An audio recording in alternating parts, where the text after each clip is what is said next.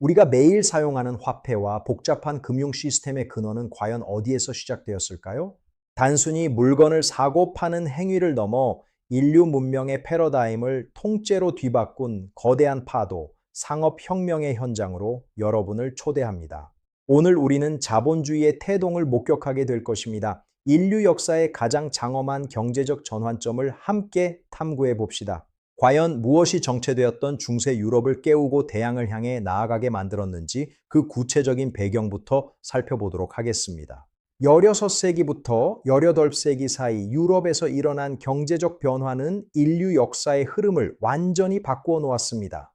상업혁명이라 불리는 이 거대한 전환점은 우리가 살고 있는 현대 사회의 기초를 다지는 결정적 역할을 수행했습니다. 중세 봉건제의 견고한 틀 안에서 자급자족을 원칙으로 삼던 유럽 사회는 14세기 흑사병 이후 노동력의 가치가 변하면서 커다란 균열을 보이기 시작했습니다. 1350년대부터 유럽 전역의 인구는 급감하였고 이는 곧 지주들의 지배력 약화로 이어졌습니다. 영주들의 지배력은 약화되었으며 자유로운 임금 노동자들이 도시로 몰려들면서 새로운 경제 주체들이 등장하게 되었습니다. 이들은 장원의 구속에서 벗어나 자신의 노동력을 시장에 판매하기 시작하며 상인 계층으로 성장했습니다. 겨울철 땔감을 구하는 농민들의 모습은 당시 장원 경제의 고단함과 자급자족 체제의 한계를 극명하게 보여줍니다. 생산된 인겨 농산물이 거의 없었기에 외부와의 교류는 매우 드물었습니다. 마을 공동체는 종교와 전통을 중심으로 강력하게 결속되어 있었으나 경제적으로는 매우 정체된 상태였습니다. 하지만 도시의 발달은 이러한 폐쇄적인 질서에 서서히 변화를 불러왔습니다. 농업 기술의 소소한 발전은 인구 증가를 가져왔고 이는 장원 외부에 더 큰 시장을 필요로 하게 만들었습니다. 들판에서의 고된 노동은 점차 상업적 이익을 위한 생산으로 전환되었습니다. 도시의 좁은 골목길마다 시장이 들어서기 시작했고 상인들은 이제 지역 경계를 넘어 멀리서 온 물건들을 취급하며 이윤을 창출하기 시작했습니다. 북적이는 인파가 그 시작을 알립니다. 광장에 모인 상인들은 이제 단순한 장사꾼을 넘어 사회의 새로운 주도 세력으로 부상하고 있었습니다.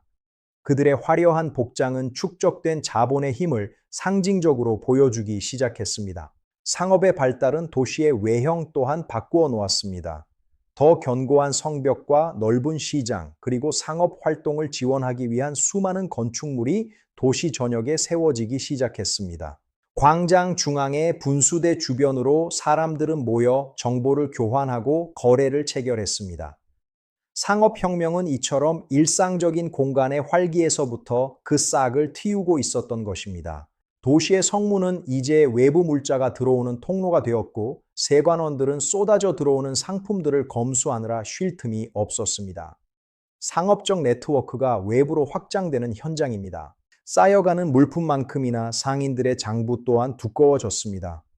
기록은 자본의 흐름을 파악하는 핵심 수단이 되었으며 이는 근대적인 회계 시스템의 발달로 이어지는 중요한 계기였습니다. 강변 항구는 물류의 중심지가 되어 배에서 내리는 곡물과 원자재들로 넘쳐났습니다. 강물에 비친 석양은 상업혁명이 가져올 찬란한 번영을 예고하는 듯 보였습니다. 금속 화폐의 무게를 재고 가치를 측정하는 상인들의 손놀림은 더욱 정교해졌습니다. 신뢰를 바탕으로 한 화폐 경제의 정착은 상업혁명을 지탱하는 가장 강력한 기둥이 되었습니다. 길드 조직의 우두머리들은 상업적 이익을 보호하고 규제를 논의하기 위해 모였습니다. 이러한 조직적인 움직임은 시장의 질서를 확립하고 대규모 거래를 가능케 하는 원동력이었습니다. 섬유 산업의 발달은 상업적 이윤을 극대화하는 주요 수단 중 하나였습니다. 많은 사람들이 모여 일하는 공방은 단순한 간의 수공업을 넘어 공장제 생산의 초기 형태를 보여주었습니다. 심야까지 이어지는 상인들의 회의는 더 먼 곳으로의 항해와 더 큰 규모의 무역을 계획하는 자리였습니다. 촛불 아래에서 그려진 지도는 새로운 세계 경제의 청사진이 되었습니다. 포르투갈의 리스본은 동방의 향신료가 쏟아져 들어오는 유럽의 관문으로서 전례 없는 풍요를 누리게 되었습니다. 1500년대 초반 리스본 항구에는 매달 수십 척의 선박이 후추와 정향을 싣고 입항했습니다. 런던은 지리적 이점을 극대화하며 해상 패권을 거머쥐기 위한 치밀한 전략을 수립하였습니다. 템스강 변은 세계 각지에서 몰려든 물자와 사람들로 넘쳐나며 국제적인 상업 도시로 변모하기 시작했습니다. 암스테르담은 17세기 유럽 상업의 심장부로 우뚝 섰습니다.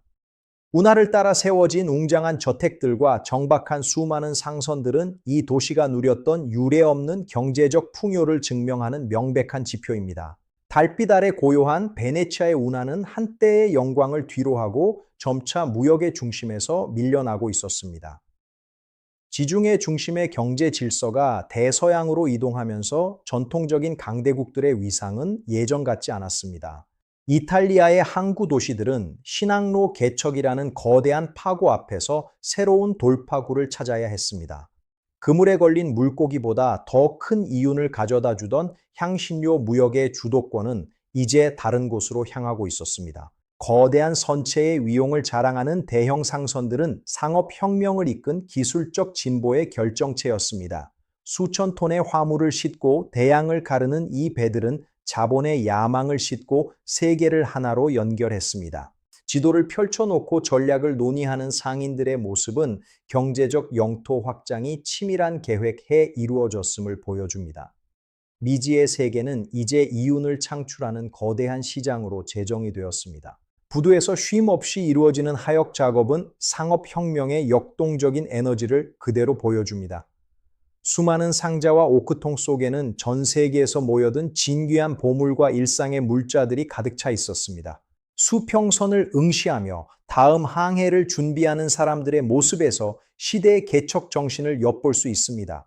대양은 이제 장벽이 아니라 부와 기회를 선사하는 가장 넓은 무역로가 되어 주었습니다. 황금빛으로 물든 리스본 항구에는 신대륙과 동양에서 건너온 부가 산더미처럼 쌓여갔습니다.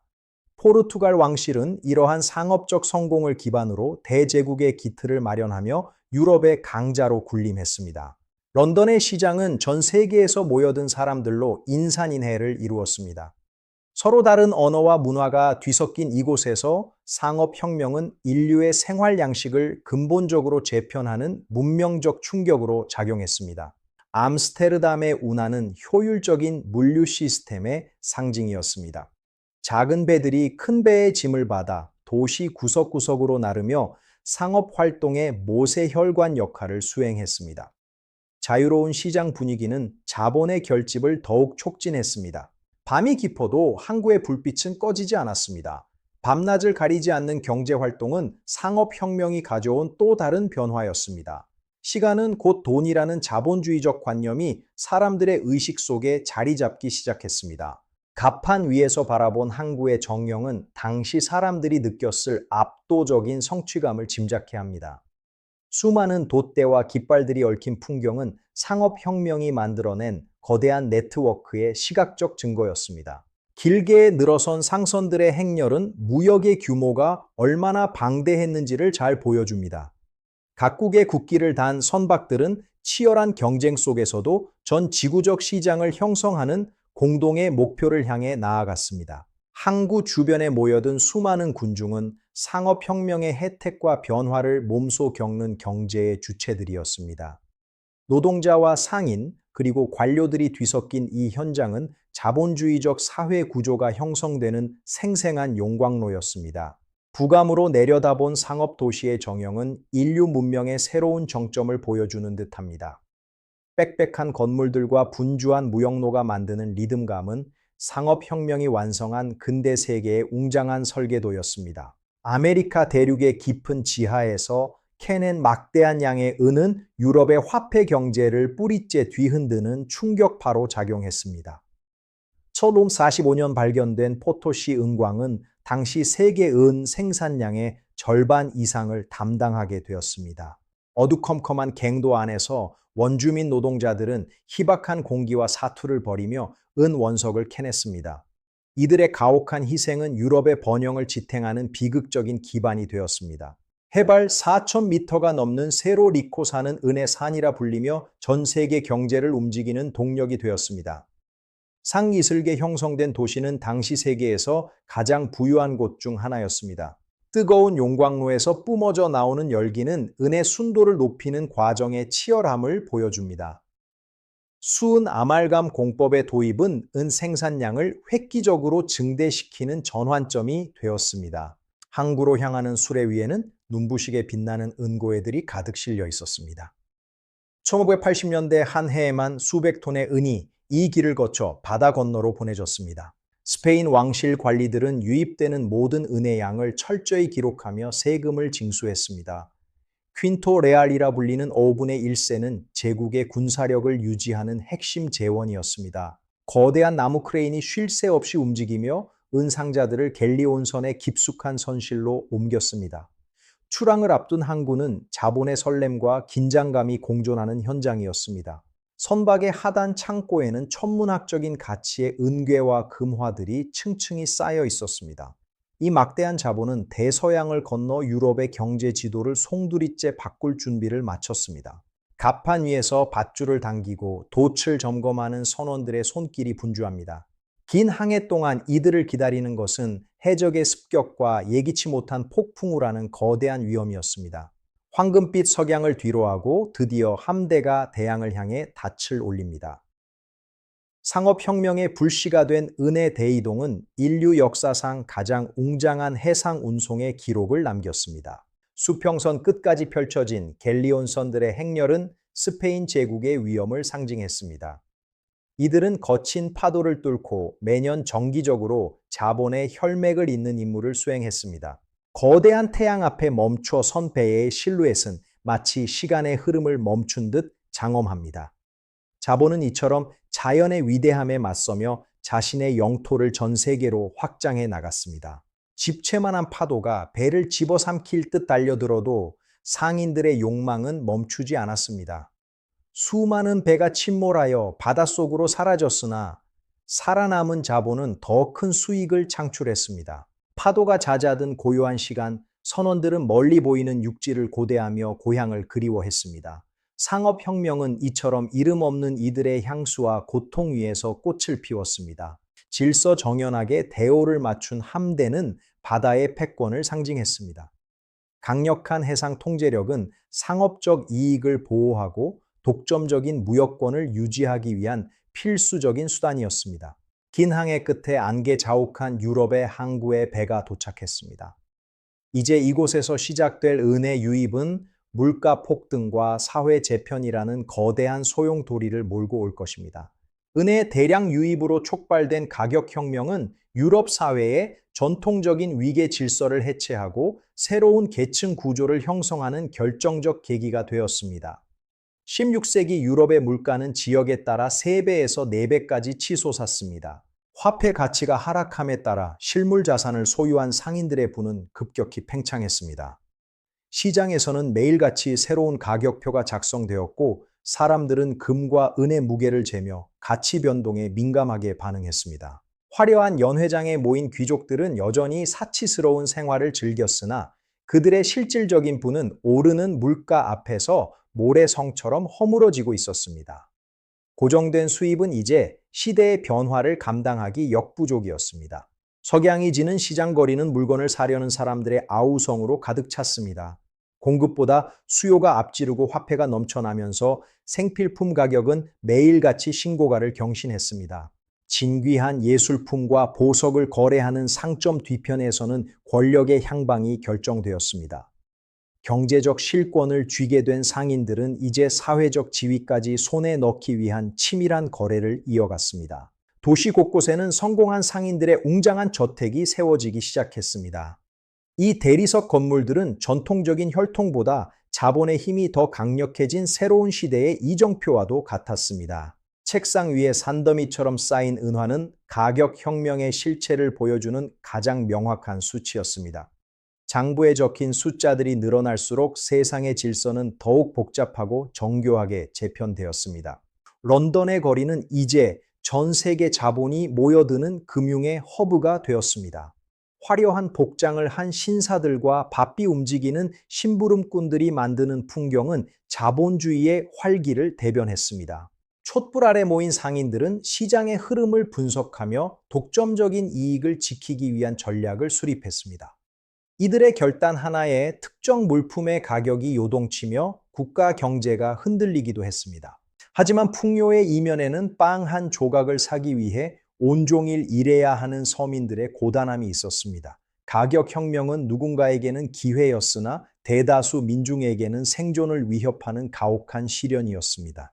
광장에 게시된 새로운 가격표를 확인하는 사람들의 눈빛에는 불안과 기대가 교차했습니다. 변동성이 일상이 된 시장 경제에서 정보는 곧 생존을 위한 필수적인 자산이 되었습니다. 자신의 영지가 도시로 변해가는 모습을 지켜보는 귀족의 뒷모습에서 저물어가는 봉건제의 끝을 봅니다. 이제 세상은 땅의 크기가 아닌 금고 속 은화의 무게로 사람의 가치를 매기기 시작했습니다. 촛불이 화려하게 밝혀진 상인들의 만찬 테이블 위에는 신대륙의 설탕과 동양의 향료가 넘쳐났습니다. 이들의 부유함은 곧 근대 시민 사회를 이끄는 문화적 토양이 되었습니다. 서로의 신의를 확인하며 나누는 악수는 상업혁명이 낳은 또 다른 유산인 계약 중심 사회의 시작이었습니다. 법적인 구속력을 지닌 문서들은 자본의 안전한 이동을 보장해 주었습니다. 새로운 금융센터와 거대 무역회사의 건물이 세워지는 소리는 구질서가 무너지고 새 질서가 태동하는 소리와도 같았습니다. 건축 기술의 발전 또한 상업적 성공이 가져온 부산물이었습니다. 부둣가에서 무거운 은 상자를 나르는 일꾼들의 땀방울은 상업혁명의 실질적인 노동력을 상징합니다. 이들의 노동은 자본의 거대한 순환을 가능케 하는 보이지 않는 동력이었습니다.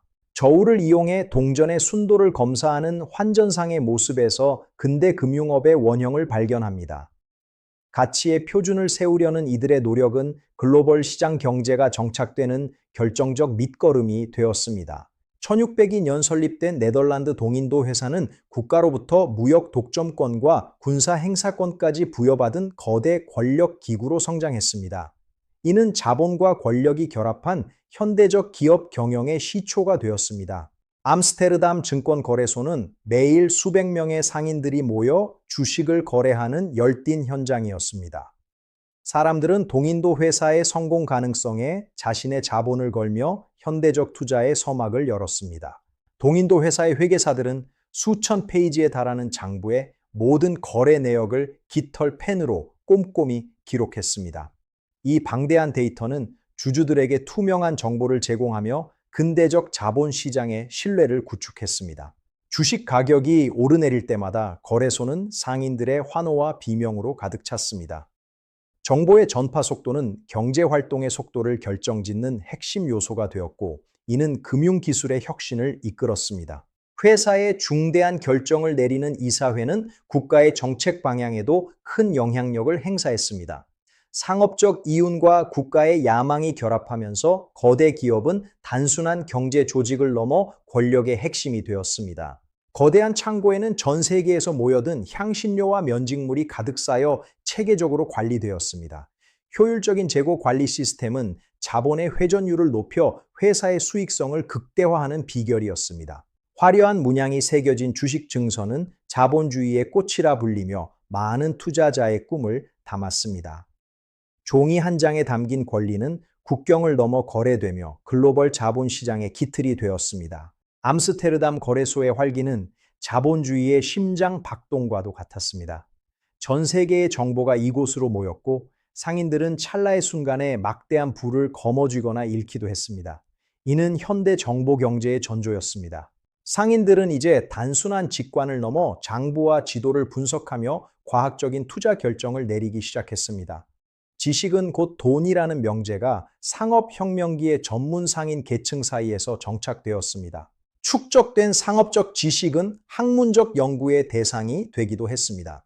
경제학의 초기 형태가 이 시기의 방대한 거래 기록과 사회적 변화를 바탕으로 서서히 그 체계를 갖추어 나갔습니다. 벽면을 가득 채운 세계 지도는 상업혁명이 목표로 한 영토가 지구 전체였음을 보여줍니다. 각국의 상선들은 지도의 빈틈을 메우며 전 지구적인 상업 네트워크를 촘촘히 엮어갔습니다. 매일같이 쏟아져 들어오는 은화와 금화의 양은 인류 역사상 유례없는 수준이었습니다. 자본의 축적은 이제 개인의 부를 넘어 국가의 패권을 결정짓는 가장 강력한 무기가 되었습니다. 창밖으로 보이는 항구의 분주함은 상업혁명이 가져온 일상의 변화를 상징합니다. 배가 들어올 때마다 새로운 물자와 정보, 그리고 기회가 도시 전체에 활기를 불어넣었습니다. 해가 져도 꺼지지 않는 거래소 주변의 등불은 자본주의에 멈추지 않는 엔진을 보여줍니다. 경제 활동은 이제 자연의 주기를 넘어 24시간 연중 무휴로 작동하는 시스템으로 진화하고 있었습니다. 대서양을 중심으로 형성된 삼각 무역 체제는 상업혁명의 가장 어둡고도 강력한 경제적 동력이었습니다. 유럽의 공산품과 아프리카의 노동력, 그리고 신대륙의 자원이 하나의 거대한 원을 그리며 순환했습니다. 신대륙의 플랜테이션 농장에서는 설탕과 담배가 대량으로 생산되어 유럽 시장으로 보내졌습니다.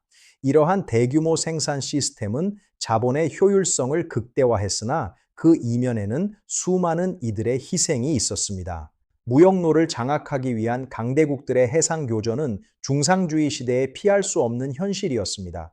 대포 소리와 함께 침몰하는 배들은 상업적 패권을 지키기 위한 가혹한 대가였습니다. 왕립세관에서는 수입되는 모든 물품에 막대한 관세를 부과하며 국부를 보호하고자 했습니다. 보호무역주의는 자국 산업을 육성하고 보유량을 늘리기 위한 중상주의의 핵심 전략이었습니다. 해안가에 세워진 요새화된 교역소들은 삼각무역의 거점이 되었습니다. 이곳을 통해 유럽의 물품은 노동력과 교환되었으며 이는 인류사의 비극적인 페이지를 장식하는 결과로 이어졌습니다. 증기와 열기로 가득 찬 설탕 공장 내부에서는 가혹한 노동이 반복되었습니다. 설탕은 상업혁명을 이끈 가장 수익성 높은 상품 중 하나였으나 그 달콤함 뒤에는 쓰디쓴 수탈이 있었습니다. 런던의 항구는 이제 명실상부한 세계 경제의 수도로 자리 잡았습니다. 쏟아져 들어오는 식민지의 자원들은 영국이 산업혁명으로 나아갈 수 있게 해준 든든한 물적 토대가 되었습니다. 강력한 해군은 중상주의 정책을 뒷받침하는 핵심 수단이었습니다. 상업적 이익을 보호하기 위한 함대 간의 대규모 해전은 세계 곳곳의 대양을 피로 물들였습니다. 패권은 곧 바다를 지배하는 자의 것이었습니다. 상세한 해도는 이제 자원의 보고를 가리키는 보물지도가 되었습니다. 어디에 어떤 자원이 있는지, 어떻게 하면 가장 효율적으로 수송할 수 있는지가 국가 경제의 사활을 결정지었습니다. 정교한 저울 위에서 달리는 금화의 무게는 국가의 신용을 의미했습니다. 금 보유량을 늘리려는 중상주의적 경쟁은 국제금융 질서의 기초를 마련하는 계기가 되었습니다. 무역로를 지키기 위한 싸움은 때로 처절한 육탄전으로 번졌습니다. 상업혁명의 풍요 이면에는 이처럼 자본을 쟁취하기 위한 처절한 사투와 희생이 늘 함께했습니다. 17세기 해상무역은 목숨을 건 도박이었습니다. 유럽 상인들은 현지 세력과의 협상과 조약을 통해 거점을 확보해 나갔습니다. 이 과정은 평화로운 교역으로 시작되기도 했으나 때로는 힘의 논리에 의한 불평등한 관계로 변질되기도 했습니다. 산더미처럼 쌓인 원자재와 향료들은 상업혁명이 만들어낸 막대한 부의 실체였습니다. 이 거대한 비축물들은 유럽의 산업을 돌리고 소비 생활을 풍요롭게 만드는 원동력이었습니다. 국왕과 강요, 그리고 거대 상인들이 모인 정책회의에서는 국가의 운명을 건 상업 전략이 수립되었습니다.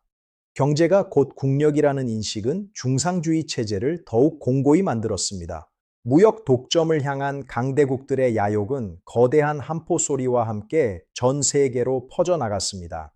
군사력은 상업적 이익을 실현하기 위한 가장 확실한 보증 수표로 취급되었습니다. 축적된 거대한 상업 자본은 이제 생산 현장으로 흘러들어가 기계를 돌리고 공장을 세우는 산업혁명의 든든한 자양분이 되었습니다.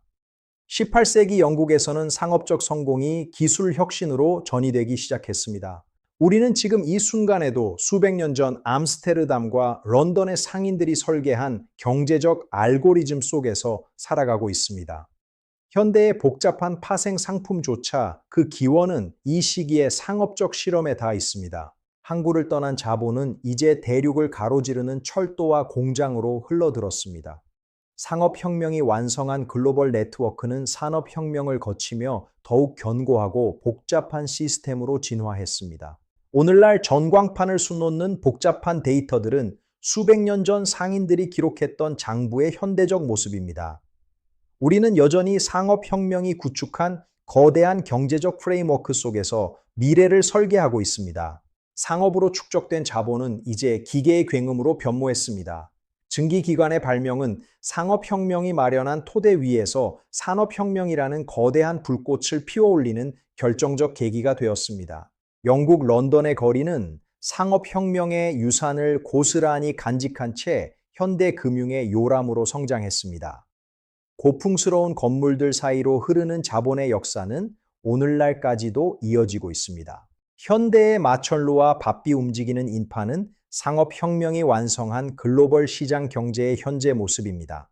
우리는 수백 년 전의 혁명이 만들어낸 거대한 질서 속에서 매일의 삶을 영위하고 있습니다. 운하 위를 흐르는 배들처럼 이제 데이터와 숫자가 전 세계를 연결하며 부를 창출합니다.